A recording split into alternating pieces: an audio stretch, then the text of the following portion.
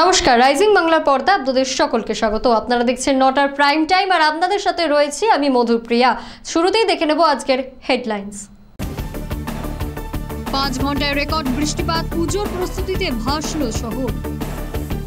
জলজট পরিস্থিতি পর্যবেক্ষণে কন্ট্রোল রুমে মেয়র ফিরহাদ হাকিম। টানা বৃষ্টিতে বিপর্যস্ত কলকাতা, মৃতদের পরিবারকে ক্ষতিপূরণের নির্দেশ মুখ্যমন্ত্রী। রাজ্যে আগাম পুজোর ছুটি, নবান্নে কন্ট্রোল রুম চালু।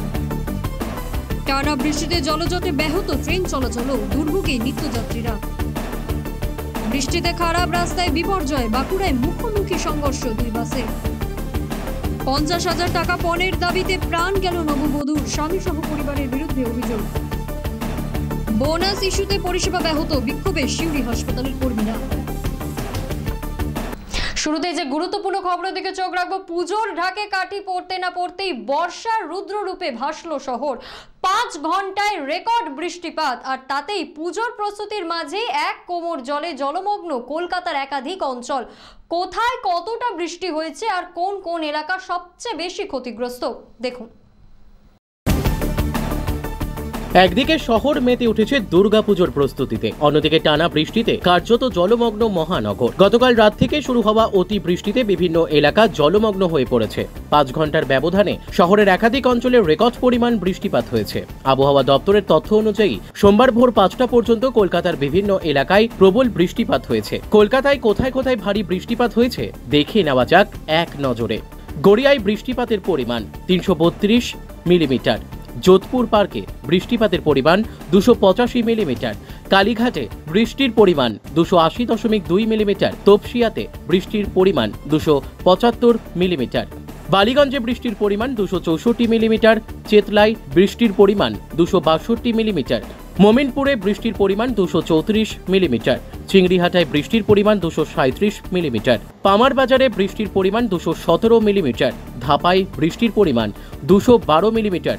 সিপিটি ক্যানেলে বৃষ্টির পরিমাণ 209.4 মিলিমিটার। উল্টোডাঙ্গায় বৃষ্টির পরিমাণ 207 মিলিমিটার। কুদঘাটে বৃষ্টির পরিমাণ 203.4 মিলিমিটার। পাগলাডাঙ্গা ট্যাংরায় বৃষ্টির পরিমাণ 201 মিলিমিটার। কুলিয়ায় ট্যাংরায় বৃষ্টির পরিমাণ 196 মিলিমিটার। ঠনঠনিয়ায় বৃষ্টির পরিমাণ 195 মিলিমিটার।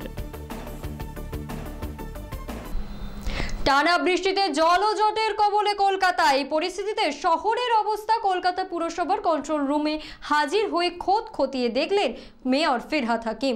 সিসিটিভির নজরে শহরের নিকাশি ব্যবস্থা সরাসরি পর্যবেক্ষণ করেন তিনি। সঙ্গে উপস্থিত ছিলেন নিকাশি বিভাগের মেয়র পারিষদ তারক সিংহ। টানা বৃষ্টিতে শহরের বিভিন্ন এলাকায় জলজটের পরিস্থিতি খতিয়ে দেখতে কলকাতা কর্পোরেশন হেড অফিসের কন্ট্রোল রুমে হাজির হলেন মেয়র ফিরহাদ হাকিম। সিসিটিভি ক্যামেরার মাধ্যমে শহরের রাস্তাঘাট ও নিকাশি ব্যবস্থার উপর নজর রাখছেন তিনি। কোথায় কোথায় জল জমেছে, কোন কোন এলাকা বেশি ক্ষতিগ্রস্ত, সবই কন্ট্রোল রুম থেকে সরাসরি পর্যবেক্ষণ করছেন মেয়র। মেয়রের সঙ্গে রয়েছেন মেয়র পারিষদ নিকাশি তারক সিং। দুজনেই বিভিন্ন দপ্তরের আধিকারিকদের সঙ্গে যোগাযোগ রেখে চলেছেন এবং প্রয়োজনীয় নির্দেশ দিচ্ছেন দ্রুত জল বের করার জন্য। জন্মেছি, এত বড় হয়েছি, এরকম মেঘ ভাঙা বৃষ্টি দেখিনি। আমি খবরের কাগজে পড়ছিলাম উত্তরাখণ্ড, কাশ্মীর, ওইসব জায়গায় নাকি এরকম মেঘ ভাঙা বৃষ্টি হয়। আজকে সেটা কলকাতায় দেখলাম যে 5-6 ঘন্টায় 300 মিলিমিটার বা তার বেশি বৃষ্টি। এটা একটা ভয়াবহ বৃষ্টি, যেটা এর আগে কোনোদিন আমরা দেখিনি। এই বৃষ্টির ফলে হয়েছে সমুদ্র উত্থাল, নদীতে টগমগ জল যাচ্ছে না। নদীর ফলে আমাদের যে ক্যানেল সেগুলো সব ভরে রয়েছে। আমরা পৌরসভার থেকে সব জল ফেলছি ক্যানেলে, কিন্তু সেটা আবার ব্যাকফ্লো হয়ে চলে আসছে। আমরা লক গেটগুলো খুলে দিয়েছিলাম, কিন্তু সেখান থেকেও ব্যাকফ্লো হয়ে চলে আসছে।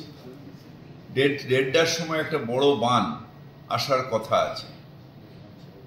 সেই বানটা চলে গেলে হয়তো সন্ধ্যের দিকে আস্তে আস্তে আমরা জলটা ফেলতে পারবো, যে এটা নদী নিতে পারবো।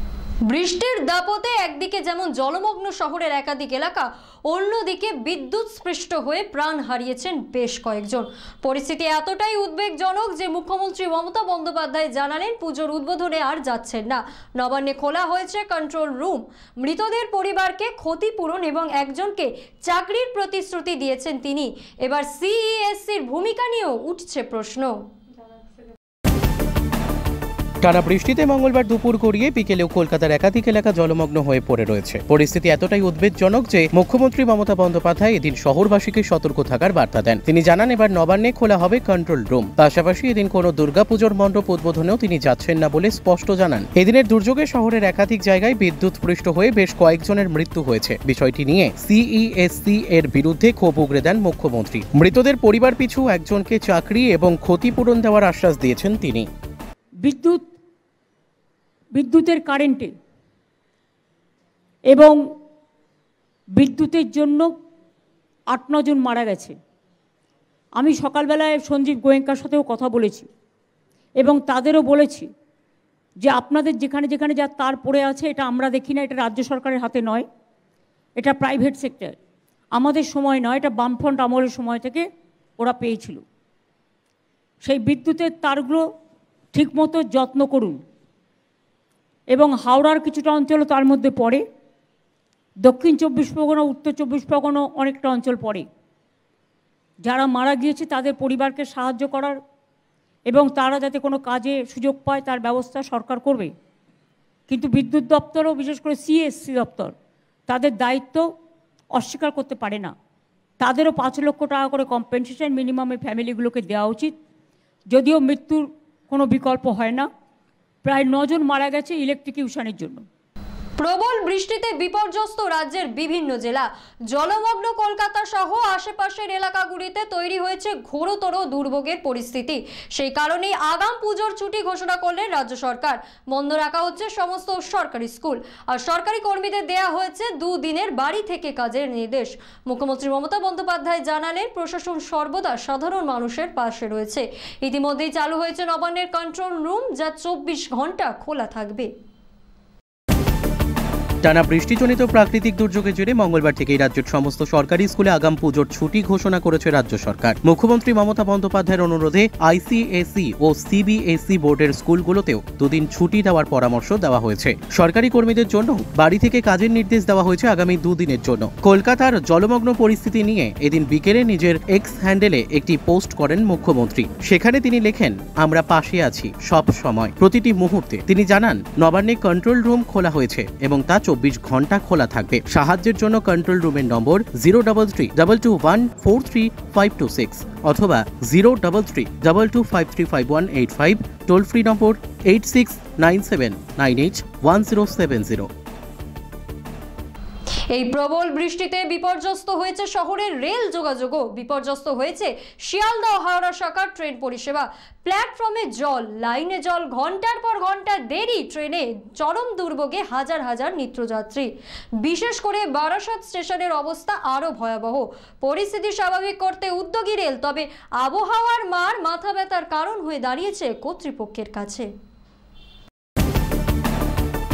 টানা বৃষ্টির ফলে শিয়ালদহ উত্তর ও দক্ষিণ শাখার পাশাপাশি হাওড়া শাখায় ট্রেন চলাচলে মারাত্মক প্রভাব পড়ে। জলজমার কারণে শিয়ালদহ বনগাঁ এবং শিয়ালদহ হাসনাবাদ শাখায় একাধিক ট্রেন নির্ধারিত সময় থেকে দেরিতে চলার ফলে চরম ভোগান্তির শিকার হয়েছেন নিত্যযাত্রীরা। বিশেষ করে বারাসাত স্টেশনে ব্যাপক জল জমে যাওয়ায় প্ল্যাটফর্ম ও লাইনে জল উঠে পড়ে। শুধু শিয়ালদহই নয়, হাওড়ার শাখার একাধিক স্টেশনে ট্রেন চলাচল ব্যাহত হয়। এর ফলে প্রতিদিনের মতো অফিসগামী হাজার হাজার নিত্যযাত্রী কার্যত অসহায় অবস্থায় স্টেশনে আটকে পড়েছেন। রেল কর্তৃপক্ষের তরফে জানানো হয়েছে পরিস্থিতি স্বাভাবিক করতে দ্রুত পদক্ষেপ নেওয়া হচ্ছে। কি বলবো, এই তো অসুবিধা হচ্ছে, যার কোনো নিকাশি নেই, এই অবস্থা হচ্ছে যে বৃষ্টি হচ্ছে। কতক্ষণ ধরে দাঁড়িয়ে আছেন? 1 ঘন্টা হয়ে গেছে। 1 ঘন্টা হয়ে গেছে। কোথায় যাবেন? এবার হাওড়া যাব। হাওড়া যাবেন তো 1 ঘন্টা হয়ে গেছে পুরো দাঁড়িয়ে রয়েছেন। তো মন হয়ে গেছে এবার বাড়ি চলে যাব। আর কি করবো, এই তো অ্যানাউন্সমেন্ট হয়েছে, প্রত্যেক স্টেশনে ট্রেন দাঁড়িয়ে রয়েছে। অনেকক্ষণ থেকে প্রায় 8টা সাড়ে 8টা থেকে দাঁড়িয়ে আছি। কি ট্রেন আসছে না? এই ট্রেনটা এখানে কতক্ষণ ধরে দাঁড়িয়ে দেখছেন? প্রায় হয়ে গেল 1 ঘন্টার উপর। অ্যানাউন্সমেন্ট বলতে শুধু আপেল 2-1টা গাড়ি বেরিয়েছে, ডাউনের কোনো গাড়ি নেই। ডাউনের গাড়ি এখনো অবধি কবে চলবে কিছু বলতে পারছি না। আমি তো 8:30টার সময় আছি, 8:30টায় ট্রেন পাই, ট্রেন দিল 9টার সময়, এখন তো বাজে 9:30 বাজে। হ্যাঁ হ্যাঁ, এখন এই অবস্থা, কি করে বাড়ি যাবো আর আমি অফিস যাবো বুঝতে পারছি না। অফিসে আসি সব জায়গায় এই অবস্থা, বারাসাত লাইনে এই প্রবলেম, কুন্ডগড় লাইনে এই প্রবলেম। কুন্ডগড়ে বৃষ্টির মাঝেই ভয়াবহ সড়ক দুর্ঘটনা বাঁকুড়ায়। মুখোমুখি সংঘর্ষ 2 যাত্রীবাহী বাসের, আহত অন্তত 30 জন, গুরুতর 9 জনকে স্থানান্তর করা হয়েছে বাঁকুড়া সম্মিলনী মেডিকেলে। দুর্ঘটনার জেরে এলাকা জুড়ে ব্যাপক চাঞ্চল্য। পুলিশের প্রাথমিক অনুমান খারাপ রাস্তা ও ভিজে পথই এই দুর্ঘটনার মূল কারণ। আজ সকালে বাঁকুড়া জেলার বেলিয়াতোড় থানার অন্তর্গত বনগ্রামের কাছে ঘটে গেল ভয়াবহ সড়ক দুর্ঘটনা। বাঁকুড়া থেকে দুর্গাপুরগামী ও দুর্গাপুর থেকে বাঁকুড়াগামী 2টি যাত্রীবাহী বাসের মুখোমুখি সংঘর্ষে আহত হয়েছেন অন্তত 30 জন যাত্রী। স্থানীয় সূত্রে জানা গিয়েছে, দুর্ঘটনার পরপরই বেলিয়াতোড় থানার পুলিশ ও গ্রামবাসীরা দ্রুত উদ্ধার কাজে নেমে পড়েন। আহতদের প্রাথমিক চিকিৎসার জন্য স্থানীয় হাসপাতালে নিয়ে যাওয়া হয়। এর মধ্যে গুরুতর আহত 9 জনকে বাঁকুড়া সম্মিলনী মেডিকেল কলেজ ও হাসপাতালে স্থানান্তরিত করা হয়েছে। পুলিশের প্রাথমিক অনুমান সকাল থেকে চলা টানা ঝিরিঝিরি বৃষ্টি ও খারাপ রাস্তার অবস্থায় এই সংঘর্ষের প্রধান কারণ। আকস্মিক এই ঘটনায় এলাকায় ব্যাপক চাঞ্চল্যের সৃষ্টি হয়েছে। অ্যাকচুয়ালি আমি ছিলাম পেছন বাসে, বনগ্রামের ওখানটাতে টার্নিংটা আছে, শ্মশান ঘাটের ওখানটাতে 2টো বাস মুখামুখি হয়। একটা বাস রাস্তায় গেছে আর একটা বাস তো পুরো মানে খাদে চলে গেছে। একদম একদম যে খাদে গেছে সেই বাসের অবস্থা বেশি খারাপ। আর আমার যে পেশেন্ট আছে সে পা তো ভেঙে গেছে, একদম 2 টুকরো হয়ে গেছে। পণের বলি আরও এক নববধূ। আসানসোলের অন্ডালে 50,000 টাকার জন্য প্রাণ গেল সদ্য বিবাহিত জ্যোতির। স্বামী ও শ্বশুরবাড়ির বিরুদ্ধে খুনের অভিযোগে চাঞ্চল্য ছড়ালো এলাকায়। বিয়ের 4 মাসের মাথায় ঘটল এই মর্মান্তিক ঘটনা। আত্মহত্যা নয়, খুন, সাফ অভিযোগ জ্যোতির পরিবারের। আসানসোলের অন্ডাল থানার ব্যাংকলা তারবাংলা এলাকায় পণের টাকা নিয়ে খুনের অভিযোগে চাঞ্চল্য। 4 মাস আগে বিয়ের পর থেকে স্বামী কুন্দন পাসওয়ান ও তার পরিবারের বিরুদ্ধে অতিরিক্ত 50,000 টাকার দাবিতে চাপ ও হুমকির অভিযোগ ওঠে। রবিবার সকালে কুন্দন ফোন করে জানায় স্ত্রী জ্যোতি আত্মহত্যা করেছে। তবে জ্যোতির বাবা মায়ের অভিযোগ, মেয়েকে পণের টাকার জন্য খুন করেছে স্বামী ও তার পরিবার। মঙ্গলবার জ্যোতির মৃতদেহের ময়না তদন্তের পর অভিযোগ দায়ের করা হয়েছে। পুলিশ ঘটনার তদন্ত শুরু করেছে। उसमें 50,000 बच गया, खाना दिया, एक बार गोड़ में हाथ में सब सारा सामान दिया है। अजय उसी लिए फांसी से मार दिया मेरा बेटी को। पूरा फैमिली फोन करते थे तो सारा नंबर ब्लॉक कर देता है। एक नंबर ब्लॉक डाल रखा। अल्लाह चुरा के ले लिया। एतवार के दिन मारा है, एतवार के दिन जो दिन संडे रहता है उस दिन मारा है। रात में मार के मेरा दिखाया वीडियो कॉल करके। हम नहीं पतिया रहा कि मार दिया, हम जो कम सोचता है कि झूठ बोल रहे हैं। सब देखा कि हम। क्या नाम था आपका बेटी का? ज्योति कुमारी है। किसने मारा है? ससुर के नाम क्या है?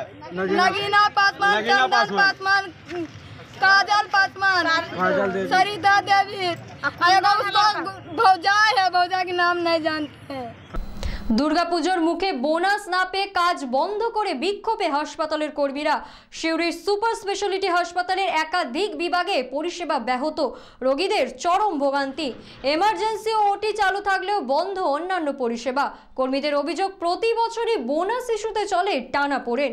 যদিও হাসপাতাল কর্তৃপক্ষ আশ্বাস দিয়েছেন 2 দিনের মধ্যেই মিটে যাবে সমস্যা। দুর্গাপুজোর আগে বোনাস না মেলায় মঙ্গলবার সিউড়ি সুপার স্পেশালিটি হাসপাতালে 3টি বিভাগের কর্মীরা কাজ বন্ধ রেখে বিক্ষোভ দেখান। ফলত এমার্জেন্সি ও ওটি চালু থাকলেও অন্যান্য পরিষেবা ব্যাহত হয়। কর্মীদের অভিযোগ, প্রতি বছরই কোম্পানির তরফে বোনাস নিয়ে অনিশ্চয়তা তৈরি হয়। হাসপাতালের সুপার প্রকাশ চন্দ্র বাগ জানান, 2টি কোম্পানির মধ্যে একটিতে ফান্ড না আসায় বোনাস আটকে আছে। তবে 2 দিনের মধ্যেই সমস্যার সমাধান হবে বলে আশা প্রকাশ করেছেন তিনি। আজকে আমরা কাজ বন্ধ রেখেছি, তবুও এটা হসপিটাল বলে আমরা এমার্জেন্সি চালু রেখেছি, যাতে ওটি চালু রেখেছি, যাতে পেশেন্টের কোনো অসুবিধা না হয়। কিন্তু আমাদের দাবি মানতে হবে তো। সামনে পুজো, বোনাসের জন্য যে আমরা দাবি করেছি 22 তারিখে, আমরা দাবি না মানলে কাজ বন্ধ রাখবো। আমরা পাওনা আছে বিগত 4 বছর ধরে গ্লোবাল যে সার্ভিসের কোম্পানি টেন্ডার নিয়েছে। আমাদের 18 মাস ধরে পিএফ কাটছে আমাদের কাছ থেকে, অথচ পিএফ জমা পড়ছে না। 1 নম্বর। 2 নম্বরে পিএফ স্লিপ পাই না। 2 নম্বর। 3 নম্বরে যে আমাদের যে প্রতি বছরই কিন্তু বোনাস নিয়ে কিন্তু আন্দোলন করতে হবে। ঘটনাটা এই মাসের প্রথম থেকেই শুরু হয়েছে। আমাদের যারা এখানকার মানে গ্লোবাল সার্ভিসের, অল বেঙ্গল গ্লোবাল সার্ভিসের স্টাফ আছেন, তাদের যারা ইনচার্জ আছেন, তাদের সঙ্গে দীর্ঘদিন ধরেই কথা চলছে। কোম্পানিকে বলা হয়েছিল যে 7 থেকে 10 তারিখের মধ্যে তাদের স্যালারি বা বেতন দেওয়ার জন্য, সেটাও অতিক্রান্ত হয়ে প্রায় 12-13 তারিখ পেয়েছেন। যাক, তারা খুশি। কিন্তু প্রতি বছরই এই দুর্গাপুজো বাঙালিদের একটা বিরাট উৎসব। সেই উৎসবের সময় তাদের যে পাওনা গন্ডা বোনাস ঠিকমতো কোনোদিনই দেন না। অ্যাকচুয়ালি দেখুন, ফিনান্সিয়াল বার্ডেনটা তো সুপারের দায়িত্বে একেবারেই নেই। এটা এজেন্সির মাধ্যমে চলে। অল সার্ভিস গ্লোবাল বলে একটা এজেন্সি আছে আমাদের স্টেট লেভেলে, তাদের মাধ্যমেই এই স্টাফদের নিয়োগ হয় বা তাদের স্যালারি হয়, অনারি বলুন স্যালারি বলুন, যেটা যাই বলুন না কেন, সেটা হয়ে থাকে। আমাকে ওনারা জানান, মানে আমার এখানকার স্টাফরা জানান দিন 20 আগে বা 3 সপ্তাহ আগে, যে এরকম তাদের ইপিএফ জমা পড়ছে না।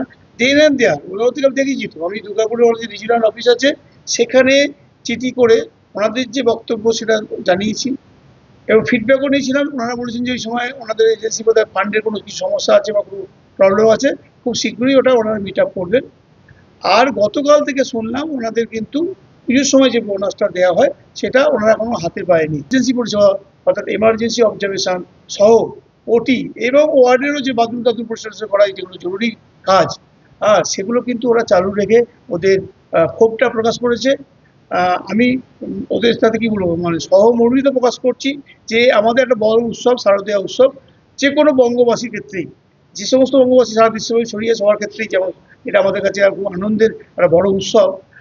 সেই উৎসবে এই মানুষগুলো সারা বছর পরিশ্রম করে আসে, রোগীর পাশে থাকে, আন্তরিকভাবে পরিষেবা দেয়।